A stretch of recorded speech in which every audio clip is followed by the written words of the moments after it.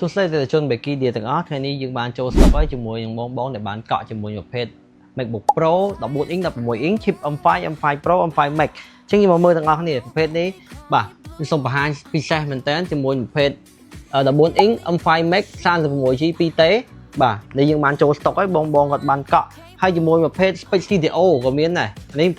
ធម្មតា 24GB 2T បានចូលស្តុកហើយមកមើល Spec បាទនេះ Spec ពិសេសបាទជាមួយនឹង48 MT បាទមើលបាន Spec នេះ Spec កំង Customize គាត់កំងជាពិសេសតែម្ដងសម្រាប់16 inch 16 inch ក៏យើងមានដូចគ្នា M5 Max 48GB 2T និង M5 Pro